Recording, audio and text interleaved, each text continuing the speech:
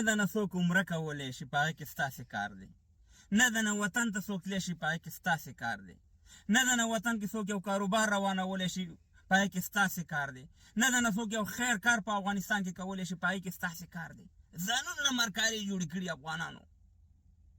اوس موږ چې عمرې ته ځو یا افغانستان ته ځو یا په افغانستان کې کاروبار روانو یا یو د خیر کار کوو په افغانستان کې، دلته به لایف راځو تاسو ته بیا ښیو چې یاره دا زموږ عمره قبلیږي که نه قبلیږي. افغانانو موږ وطن ته لاړ شو که لاړ نه شو. اوس اشرف غني صاحب د افغانستان رئیس جمهور تیر شوی سپین ږیری سړی دی، اخرنی عمر دی، عمرې ته لاړو. ټول ورته دعا وکړه چې رب العالمین د ده عمره قبوله کړي او زمونږ هم پکې نصیب وکړي په عمره کې. موږ هم ګناهګار یو، دا هم ګناهګار دی. اوس دلته اوس مهربانه لایفونه دي او ویډیوګانې دي چې دا وطن ته دا ولې عمرې ته لاړ او دا وطن ته لاړ شي او که لاړ نه شي او دا دی او بد حال هم راغستی په دې میډیا وانې. او دا عمرې هم تاسې قبلوئ، حجونه هم تاسې قبلوئ، تاسې ځانونه استغفر الله خدایان ځانونه جوړ کړي. بعضې راځي چې ولې دا عمرې ته لاړو، څنګه عمرې ته لاړو؟ نو هغه جنګ سالاران، ټوپک سالاران، غله، ډاکوان دلته چې خارج ته راغلي هغه د کوټې نه نشي راوتی. اشرف غني خو یو توره وکړه، راغی مهربان عمرې ته راغی، ټولې دنیا ته یې ځان وښودو. په هغې وخت کې چې دا کله رئیس جمهور ختم شو، خلکو دلته راغلي ویل اشرف غني صاحب دا نن را روان دی او سبا افغانستان ته روان دی. په هغې وخت کې ما ویډیوګانې وکړې چې ورور هغه نه راځي افغانستان ته. بیا اشرف غني صاحب امکان نشته څه رقم چې تاسې غواړئ. همداسې اوسېدلو څه مشکل نشته چې کردی صاحب اوسېږي، عبدالله اوسېږي، نور غټ غټ ډاکوان اوسېږي.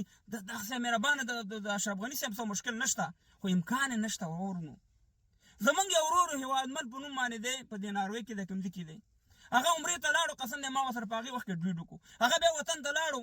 چې وطن ته لاړو صاحب مهربانه دلته یې وروره خبرې دلته په میډیا کې پسې خلکو راواغستې چې دی وطن ته لاړو، دی څنګه پرېښودو، دی خو صاحب مهربانه پلانې او بستانې و. وروره که دې هېوادمن یا نور دغه شان د افغانانو ته په مابس کې ور واچول د افغانستان اوسني حکومت طالبانو، یا یې بندي کړې، خدای ناخواسته مړه کړه، خو ته به په میډیا کې راځې ټولو دنیا ته به دا وې چې دا وګوره په افغانستان کې د بیان ازادي نشته، د خارج نه افغانان تللي هغه یې راونیو ویې والو یې په مابس کې واچو یې ووژلو. خو په هغې کې خو بیا ته نه پرېږدې که نه. اوس میرویس عزیزي صاحب چې یو غټ تجار دی، هغه په افغانستان کې ویل زه دومره پیسې لګوم، دلته پسې لایفونه جوړ شو، دغه جوړ شو چې دا څنګه وروره دا پیسې د کوم ځای نه راوړي. اوس غله ډاکوان چې په بینالهاو ډالر یې خارج ته راوړي راپټ کړي دي، هغه به زما نه پوښتنه کوي چې زه افغانستان کې دا پیسې ولګوم، دا پیسې مې صفا دي که صفا نه دي. و د خدای په لحاظ باندې یو شی تاسې نه پرېږدي، ځانونه مرکاري جوړې کړي دي. نه دا نه څوک د افغانستان صفت کولی شي. اوس که ته افغانستان ته ځې وروره دا بیرغ څنګه شو، دا مکتب څنګه شو، دا پلانې څنګه شو، دا بسان وروره خلک چکر ته ځي، وطن ته ځي، خپل وطن ګوري. وطن دی د وطن نه خو د هغې دلته به یې مور وي، پلار به یې، ورونه به یې، فامیل به یې، ښځه به یې.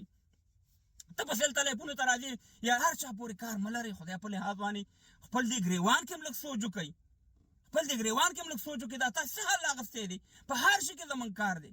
الله دې عمره قبول کړي اشرف غني صاحب، الله دې ورته ډېر ژوند ورکړي، خو امکان نشته چې دا افغانستان ته لاړ شي. هر شي کې کار مه لرئ، په هر شي بزنس او دغه مه کوئ، دا خبره چې سیاست مه کوئ، هر شي باندې سیاست کوئ، په هر شي.